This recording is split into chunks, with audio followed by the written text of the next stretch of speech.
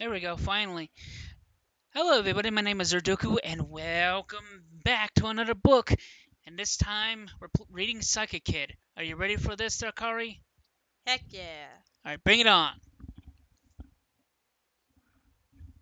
Read the title, please. You just said it! Mm. The sun rises on a beautiful morning just before the beginning of fall. In a large school meant for orphan children, the school consists of many different buildings. Four of the buildings are separated between the boys and girls. It's a school for orphan children. Age groups extends between 7 to 17-year-old boys and girls. At this time, the school houses a children population of 1,800. Dang. All the children that were brought to the school were for reasons of parents who were ill equipped to raise children, or the children were abandoned, or for other tragic purposes. As a result, the school was obviously built to handle the ever growing population of orphans. Despite the fact that the school has a teacher and employee population of 100, the employees and teachers are not paid very well due to the fact that the school has a very low budget to maintain its existence. Within the boys' building on the second floor, in a large room filled with bunk beds, waking up from his sleep is a young 9-year-old boy named Adam Jetfuel. Adam is a kid with brown hair, and he wears a yellow and black striped t-shirt with blue jeans. As Adam wakes up, he grabs his red hat and puts it on backwards to pull out some goggles from his dresser and pulls out some goggles from his dresser next to his bed and straps them to his head. Adam has lived at the school as long as he can remember, and still, he has no friends. No one will socialize with him because everybody just sees him as the school nerd and nothing else. After all the boys get out of bed, they all head to the cafeteria for breakfast time. Adam goes through his entire morning without saying a word to anybody. He puts some waffles and bacon on his tray along with some orange juice. He sits alone at one of the cafeteria tables, as he always does, facing the window. Outside the large windows, you can see part of the 11-foot tall fence that surrounds the entire school. And outside the fence seems to be endless woods. As Adam eats his food, he looks out the window with envy. Adam has always felt trapped by society and wants to live freely. However, deep down, he's not exactly sure how yet. According to the government contract, the school has to conduct an IQ test once a month for a total of 20 different children.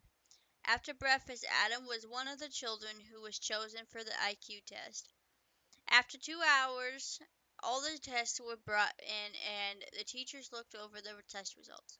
On that day, the principal of the orphan school was sitting in his office waiting for one of his employees to come in and tell him about the test results.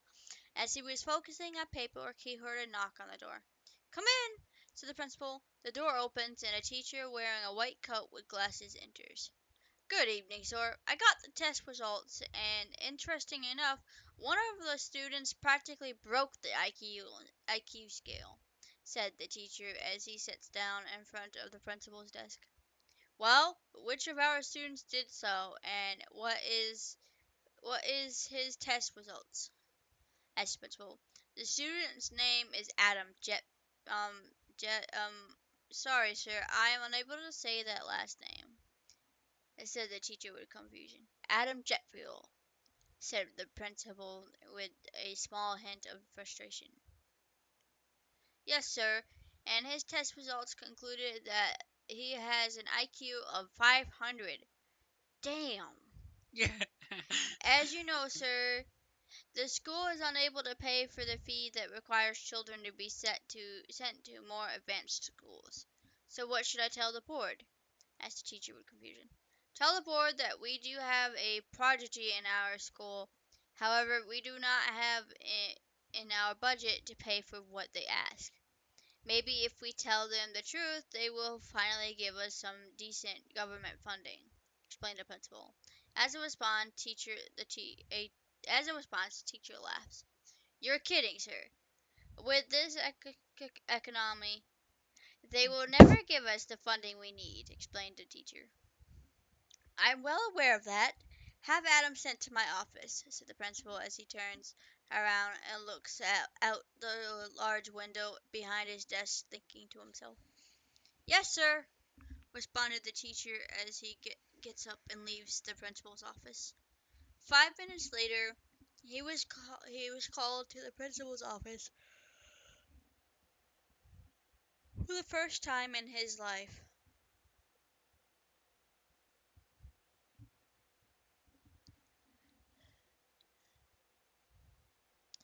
5 minutes later, Adam was called to the principal's office for the first time in his life. He's never gotten in trouble before, so he wasn't too sure what to expect. Adam knocks on the door.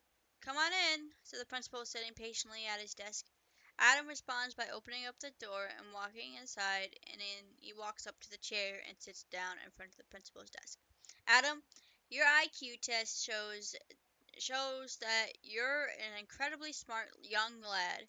However, we are unable to send you to an advanced school because we do not have the budget to do so. Believe it or not, I did not bring you here to talk about your IQ test. Because of your advanced intelligence, I'm hoping that you would be able to handle the truth on why you're here at the orphan school. A long time ago, before you were born, your mother was admitted to a psychiatric hospital. She claimed that she was abducted by aliens and you're not her real son. Within 3 months of pregnancy, after she gave birth to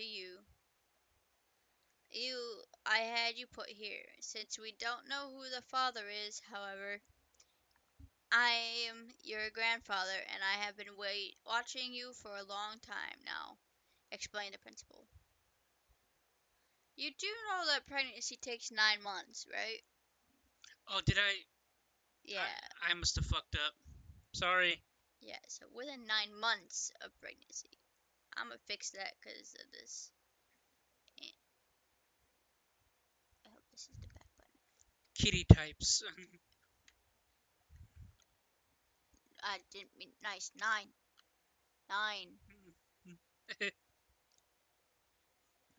9 months of pregnancy. Okay. Anyways, I see. Responded Adam. Adam wasn't really too sure how to respond to any of this information. Weirdly enough, Adam never questioned his existence here in the orphan school. To him, it was not important. It was more important to him to find freedom in life versus anything about his past that he never knew. Is that all you have to say? Responded the principal, looking slightly confused. Thank you for the information, sir, said Adam as he gets up from the chair and begins to walk towards the exit door. As Adam leaves the principal's office, the principal is a little dismayed by Adam's reaction. He thought that Adam seemed to brush off the heavy information that he gave him. As a result, the principal questioned himself on if it was the right time to tell him or not. An hour after Adam left the principal's office, Adam went outside to sit on a bench where there is a bunch of other people going about their day. Hello there, Adam, shouted a brown-haired girl wearing a bright yellow dress. Oh, hello, Daisy. I like that name, said Trust Adam, me, she is. You will die of cuteness overload with this looking in girl. front of him, seeing Daisy walk up to him. Daisy and Adam only knew each other for 2 weeks, but Daisy has taken a liking to Adam as a friend like she does with everybody she meets. However, Adam only sees her as an acquaintance at this time. Daisy looks slightly to the left and to the right in a secretive motion. So, have you snuck out of school to build our things? Whispered Daisy. Yeah, just some minor things here and there, Adam responded. Are you ever going to tell me your secret, how you're sneaking out of the school? Asked Daisy. As a response, Adam looked at Daisy and smiled. You wouldn't believe me if I told you, said Adam. Aw, why not? Why not? I will believe you, said Daisy with a little bit of frustration. Yeah, like you could believe that pigs can fly. Ha ha ha ha, responded Adam with a joking manner. Ha ha ha. What Very. the fuck? That's how you said it. Ho ho ho. H-O-H-O. Well, H-O-H-H-O-H. Oh, So yeah, oops. Then it's yes. me fault. Very funny, said Daisy with sarcasm, crossing her arms with a grumpy look on her face. Oh, I get it. She's supposed to be like, ha ha ha, very funny, Hmm. basically. I would love to boop her nose. She'd be like, no, you boop me nose. It's only fair I boop you back. Boop. Adorable. Look, I'll tell you when I think the timing is right, said Adam.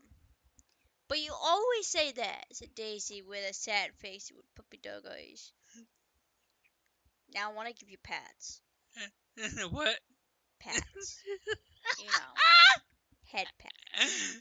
Just read on. You see why I'm laughing? I am! You see why I'm laughing my ass off? Give me a sec, folks. I'm hungry. Yes, this my sister is very hungry now. She's numbing on a pork chop. Ah!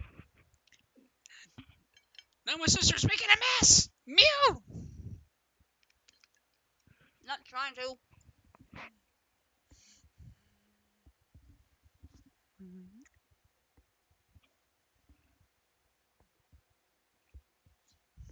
That's some good pork chop. I thought they were a little bit bland when I cooked them, honestly.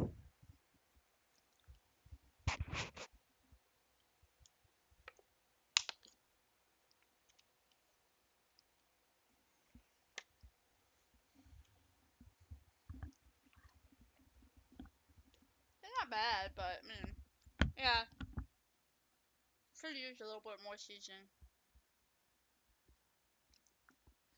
Adam puts his hand on Daisy's head and says, "It'll be okay," as he gives Daisy adorable head pats. I That's said that! yes. That's why I laughed because I remembered that. After the day was over, that night, Adam was in his bed laying down, staring at the ceiling. He was unable to sleep because he could not stop thinking about seeing the world and being able to touch it with his real hands. As the days go by for Adam, society became more and more like a prison, rather than a time of peace and prosperity. Eventually, Adam wouldn't take it anymore, and as a result, Adam sat up out of his bed and grabbed his goggles and put them on his head. And he then, with concentration on where he knew he needed to be tonight, his body began to glow a dim lighted dark lavender color, and within seconds he disappeared with the power of teleportation. Nice.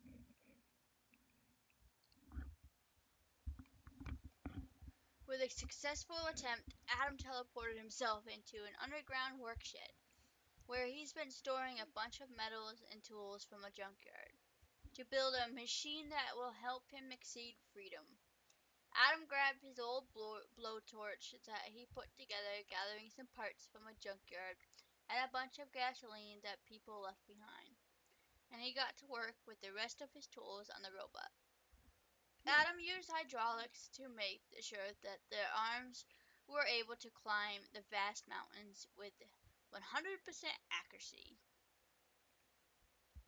He also gave the robot an attachable belt around the machine's waist to extend mechanical hands for purposes. One of the detachable hands was a drill with the capability of drilling through stone. The 35-foot tall robot has a glass dome on top of it that is detachable for flying purposes. Nearly almost done with the project, Adam decided to take a paint spray can and paints a word explorer on its chest. Hang on. If it's 35 feet tall, how the hell does he keep it hidden? His underground area has to be really freaking tall. It is. Uh, Anyways, the next day in the afternoon, Adam was carrying around a small handheld device that he invented to calculate the perfect energy source for his robot. Adam was deep in thought, not paying attention as he runs into a bigger kid than him, and as a result, he falls to the ground by surprise. Hey, dweeb! Watch where you're going, said an 11-year-old kid with blonde straight hair and a red jacket. Adam rubbed his head and looked to see the kid and recognized him as one of the so-called bullies of the school. Name is Michael, right? Asked Adam as he was getting up, brushing the sand off his shirt. Yeah. And you better remember it too, responded Michael with anger Anger. and his other two friends laughing. For a short moment, Michael looks at the ground and sees the handheld device in the ground. Hey, what's this? Said Michael as he picks up the device. Hey, give that back! Shouted out Adam with anger. Hey guys, this geek is carrying around the calculator. Ha ha. This little nerd must be the biggest nerd in the entire school, laughed Michael with his friends. Adam tried to jump for his device back, but he couldn't reach it, and with cruelty in his heart, Michael punched Adam in the face, knocking him to the ground and giving him a bloody nose. You'll pay for that later. Well, what do you know? He's a nerd with a wimp at the same time. Oh, and a wimp at the same time, laughed Michael with cruel intent. At that moment, when Adam sat up looking down at the ground, he started to think about his past. Being bullied alone wasn't really enough to break his spirit. But through his entire life, Adam has felt so close off and so far away from everybody else. Is that this moment was the feather that broke his camel's back? What? Okay. um. Uh. I don't get it, but whatever. Let's Yeah. just keep It's going. basically it's how you put a bunch of stuff on camels when they're traveling. Well, Oh, okay. and Well, if you put too much, anyways. yeah. It's However, Adam refuses to give up. He has one goal in his mind, and for the rest of his life, up to now, he's been longing to achieve his goal. At this moment, being bullied, he realizes if he is going to achieve his goal, he must show that he has what it takes to conquer the impossible. So with fear growing in his heart, Adam stands up and went to the sand and rubs off the blood from his nose. Give it back, said Adam with a signal of warning within his voice. Oh, yeah? And what are you? Said Adam, but he was interrupted when he looked into Adam's eyes and saw fire in his heart within his fire in his heart within his eyes. What are you going to do about it, huh? Said Michael with a tiny pinch of salt of fear. Adam did not hesitate. He concentrated psychic energy into his hand and threw a punch that didn't even touch Michael's face. But a force of psychic energy hit Michael in between the eyes. The psychic force was so powerful that Michael flew back 30 feet and landed on his back. Oof. What did you just do, PC? what happened. It glitched and then did like a circle thing. Okay.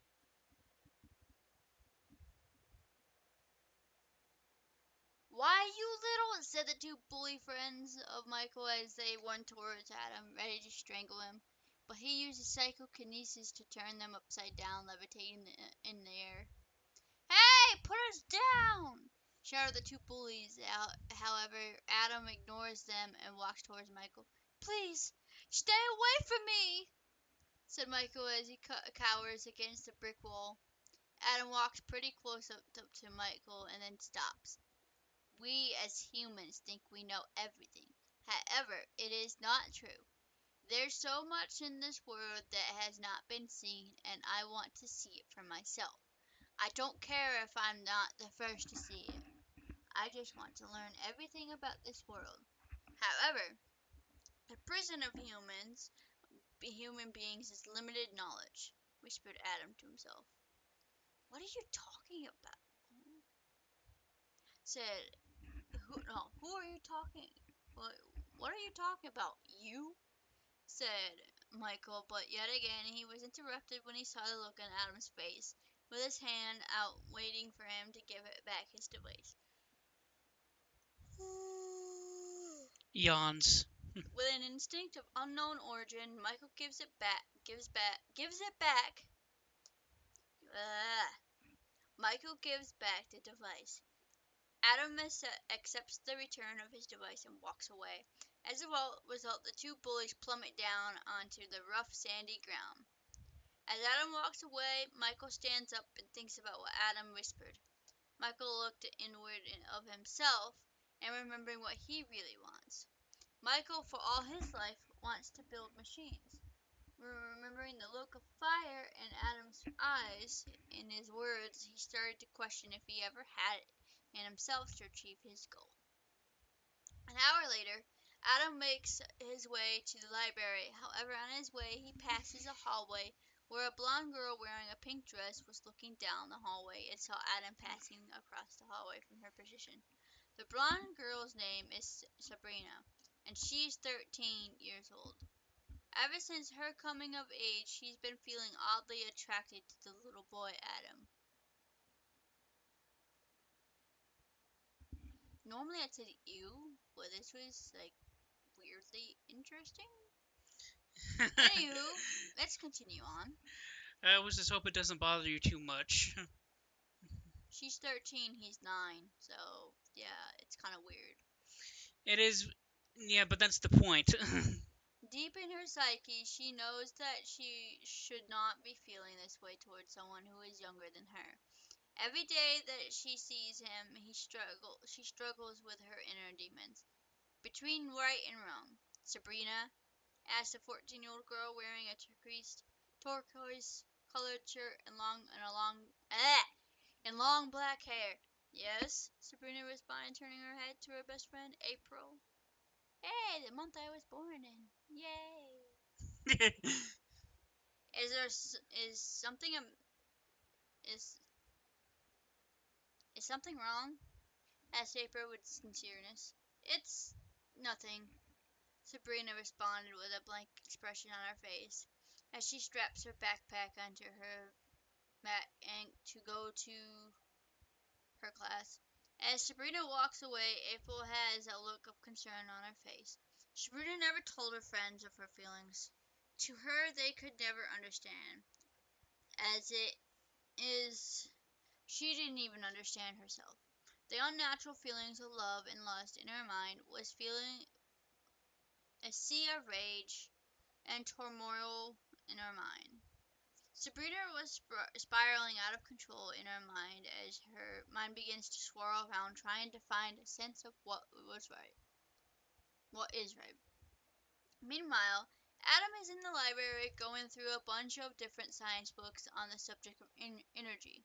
He collects 7 different advanced science books and brings them to a table and starts going through them one by one. As Adam is reading through the books, he sees pictures of the atom smasher. The first thing that came to his mind was some kind of particle accelerator. A particle accelerator. Thank you.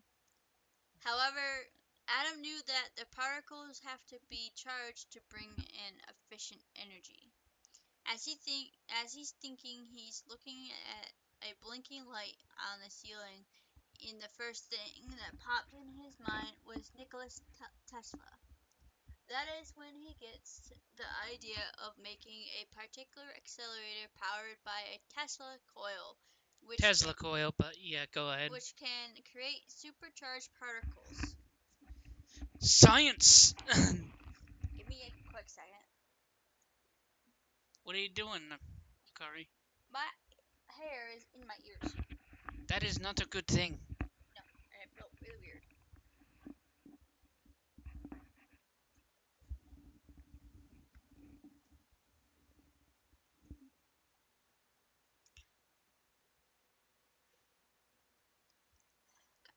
Adam gets out a piece of paper and pencil starts drawing a blueprint. Hi Adam, said Daisy standing behind Adam. However, Adam did not respond because he was focused on what he was doing. What are you drawing? asked Daisy as asked. God dang, I can't talk. That's not a good thing. You need to speak. Asked Daisy as she gets a little bit closer with curiosity. Coming up with ideas for a charged particle accelerator, Adam responded as he finished his drawing. Daisy listened to Adam, however, she had swirly eyes of confusing, not understanding a word he said. Okay, said Daisy as she regained her composure. Oh my god. Does this have anything to do with what you've been telling me about speaking out? Asked Daisy with sincereness in her voice. Yes, and I will show you something real quick, said Adam as he opens up his green and black book bag. Adam pulls out a long piece of paper with a drawing of a massive design of some sort of spaceship he's been designing. Wow! What is it? Asked Oh, Daisy, what are you looking laughing at about? the amazing blueprint. Because it just popped in my head that someone's going, wow! Wait, what is that? What the hell am I looking at? Okay, yeah, yeah, I see what you're laughing about. Say hello to the Odyssey. The Odyssey is what I want to build one day. Unlike the Explorer. Uh, Hang on. Pause. Hello, everybody. Sorry, minor difficulties, so this is gonna have to be a two-parter. But please like and subscribe. And this is Zuduku signing out for now. See you guys in the second part. Bye.